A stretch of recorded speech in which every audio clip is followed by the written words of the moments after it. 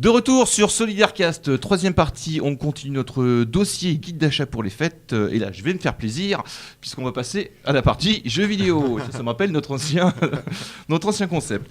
Bref, alors je remets la caméra. Voilà, ça c'est fait. Et donc, on va commencer par le choix de... Alors, je vais vous conseiller au niveau des machines notamment, puisque aujourd'hui, donc, on est sur la 8e génération de consoles, avec PS4, Xbox One et Wii U. Alors, qu'acheter pour Noël ? Qu'est-ce que je vais choisir comme console ? T'as de l'argent ? C'est toujours le même problème, je n'ai pas beaucoup d'argent. Sachant que les jeux coûtent assez cher, hein. Aujourd'hui on est quand même à 70 € le jeu. 70, ouais, donc il faut quand même bien choisir. Alors, PS4, Xbox One, PS4. Qu'est-ce que vous choisiriez, vous, messieurs ? Rien. Rien ? Ben pareil, moi ce serait ni l'une ni l'autre. Moi j'achèterais plutôt une Wii U. Alors... Oui, alors là, Wii U. Toi, une Wii U ? Moi, une Wii U. Alors, c'est vrai qu'on lui a cassé quand même pas mal de sucre sur le dos quand elle est sortie, notamment le manque de jeux qu'il y avait au début.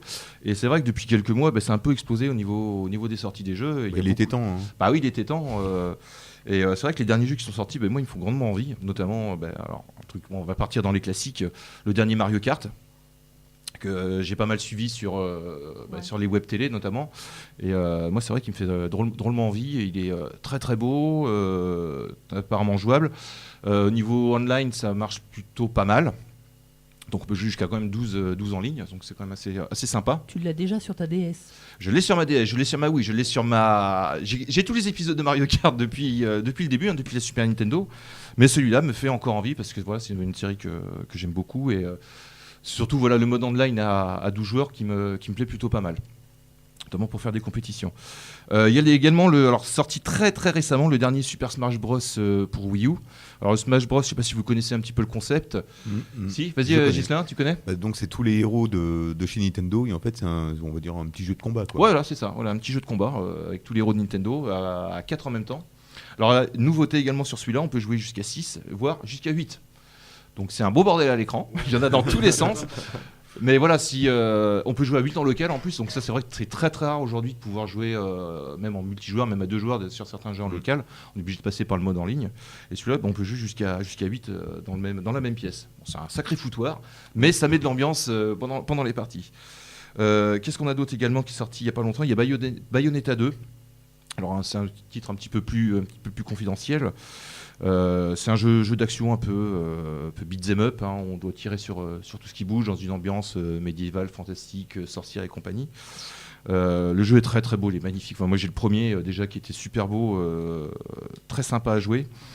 Le 2 a l'air encore puissance 10, donc voilà, ce jeu me fait envie. Ensuite, il y a pas mal de nouveaux jeux qui vont sortir d'ici 2015. Je pense notamment à la suite de Xenoblade Chronicles qui était sorti sur Wii, que moi j'ai adoré. Le prochain s'appelle X tout simplement, qui devrait pas tarder à sortir. Il y a également Toad. Alors Toad, vous connaissez peut-être ce personnage, c'est le champignon qui accompagne Mario. Toad, ouais. Voilà, et qui va avoir son jeu à lui pour la première fois, hein, qui ça va s'appeler donc Captain Toad Treasure Tracker. Yoshi également va avoir droit à son aventure avec Woolly's Woolly World. Et on aura également une suite à Star Fox, donc le jeu de tir dans l'espace. 90. Des années 90, tout à fait, oui, le premier, qui est sorti en 95 exactement. Voilà, donc il y a pas mal de nouveautés sur la Wii U. Alors je vous parle pas également donc des nouveautés sur PS4 et Xbox One. Pourquoi ? Parce que finalement on va retrouver quasiment les mêmes jeux sur ces deux machines.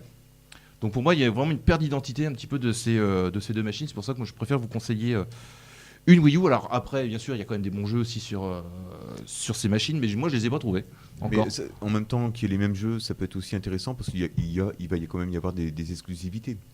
Donc en fait, oui, un jeu qui pourrait te donner envie et que sur Xbox One par exemple, alors que tu t'es acheté la PS4, tu peux être un petit peu pas vexé, mais bon. Tout à fait, oui. Mais il y en a de moins en moins aujourd'hui quand même. Ouais. Quoi. Avant, rappelle-toi par exemple à l'époque de la première PlayStation et de la Saturn également. Sa concurrente de l'époque, on avait vraiment un catalogue de jeux qui était distinct entre deux machines. Quoi. Voilà, ils avaient vraiment une identité. Aujourd'hui, c'est beaucoup plus difficile. Il y a encore quelques studios internes, notamment chez Sony. Je parle par exemple, alors je me souviens plus du nom, qui avait créé Flower et Journey. C'était un petit jeu indépendant qui était vraiment sympa, qui était des studios internes à Sony, Donc on le trouvait exclusivement donc, sur PS3, on ne pouvait pas le trouver sur Xbox 360. Metal Gear, par exemple, il y en a pas. Alors Metal Gear, si, aujourd'hui, tu les trouves sur les deux plateformes. Voilà, avant c'était que Sony, maintenant c'est sur les deux plateformes. Voilà. Et notamment, il y a beaucoup de jeux sur ces deux machines qu'on retrouve également sur PC. Donc le PC qui est aujourd'hui quand même une bonne machine de jeu. Donc petit rappel de la première partie, bon, il faut une configuration quand même assez musclée, mais les jeux sont quand même beaucoup plus beaux que sur les consoles actuelles. Ah oui. Voilà, parce qu'on retrouve beaucoup de petits réglages graphiques qu'on n'a pas sur les consoles. Voilà, donc pour moi, la Wii U, là, c'est un coup de cœur maintenant. Voilà, je retourne ma veste, je suis désolé.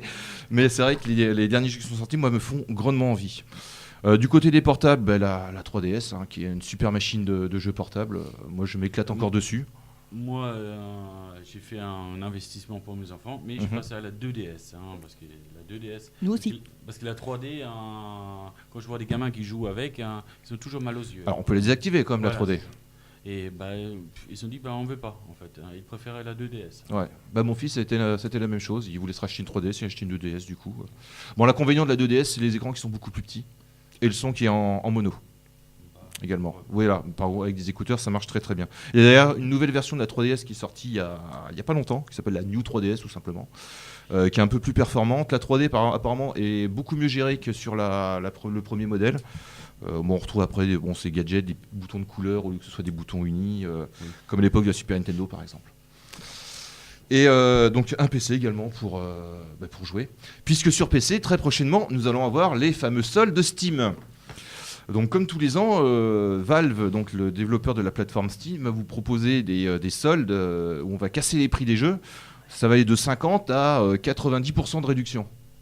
J'ai bien 90, c'est sûr. Pourquoi ils ne donnent pas directement ? Il faut bien qu'il se fasse une commission derrière et qu'on vende un petit peu. C'est par principe. Donc on va retrouver quand même, même les derniers jeux qui vont sortir prochainement, on va les retrouver. Bon, les réductions vont être un petit peu moindres que sur certains jeux, mais voilà, on va pouvoir découvrir les tout derniers jeux à pas très très cher, donc sur Steam. Notamment les jeux, pour moi aussi, c'est aussi une façon de découvrir pas mal de jeux indépendants avec les prix cassés. Donc on va se retrouver avec des jeux à 2-3 euros. Donc on peut, avec 20 ou 25 euros, voilà, on peut se faire facilement un catalogue de jeux assez rapidement et pour pas très très cher. Ouais, puis si t'es déçu par un jeu, voilà, bon, c'est que 2 euros. Voilà, on perd pas grand chose, ouais. Tout à fait. Donc les soldes de Steam, il va y en avoir deux fournées. Une très prochainement pour les soldes d'automne. Alors je crois que ça va être courant novembre. Alors l'émission sera peut-être pas encore diffusée. Je suis désolé. Mais par contre, on va avoir les soldes d'hiver. Donc là, comme tous les ans, qui vont se dérouler les 2 dernières semaines de décembre avec des offres tous les jours. Donc on va voir, une cinquantaine de jeux le premier jour, auquel on va rajouter 20 jeux le deuxième jour, etc. etc. On va se retrouver avec 200-300 jeux à prix cassé. Donc n'hésitez pas à vous faire plaisir pour découvrir des jeux à pas cher. Voilà, et dernière chose très rapidement pour cette partie jeux vidéo, on avait demandé de parler des consoles Android. Donc c'est vrai qu'on en avait parlé il y a très longtemps, notamment quand la Ouya avait été développée. Donc il y a également le Game Stick, la Shield de Nvidia, la Mojo qui c'est qui avait fait la Mojo, je crois que c'est Google. C'est pas Mad Cat. C'est Mad Cat, pardon. Oui, c'est Mad Cat qui avait fait la Mojo. Alors ces machines, je les connais pas très très très très bien. J'ai pas eu des bons retours au niveau de ces machines, notamment la Ouya, qui est le catalogue de jeux très pauvre, la manette vraiment exécrable. Alors ces machines, si vous en avez, alors bien sûr, on peut les convertir en autre chose, petit lecteur multimédia. Qu'est-ce qu'on peut faire ? Pas grand-chose. Si des machines d'émulation également. Les machines d'émulation, ça peut être idéal pour ça. Autrement, voilà, je vous conseille pas d'acheter ces machines-là pour vraiment faire que du jeu vidéo. Voilà. Avez-vous autre chose à rajouter ? Oui, je voulais te poser la question sur la Steambox. La Steambox. Voilà. Alors, est-ce qu'elle vaut le coup à acheter ou pas ? Alors, je vais me donner 30 secondes très rapidement pour répondre à ta question. Pour moi, c'est non. Pourquoi ? Parce que déjà, le système d'exploitation SteamOS est disponible en libre sur le site de Valve, enfin le site de Steam. Donc chacun peut faire sa propre Steambox. Steambox. Et si vous aimez par exemple les gros jeux qui ne sont pas disponibles sur la version Linux de Steam, je vois pas trop l'intérêt pour le moment. Sachant qu'ils veulent développer aussi un standard comme l'a été le MSX ou la 3DO à l'époque, qui n'ont pas du tout marché. J'ai peur que ce standard-là également ne fonctionne pas. Quand on voit le prix des Steam Machines des constructeurs, ça fait un peu mal. Ça fait un peu mal au portefeuille. Merci. Je t'en prie.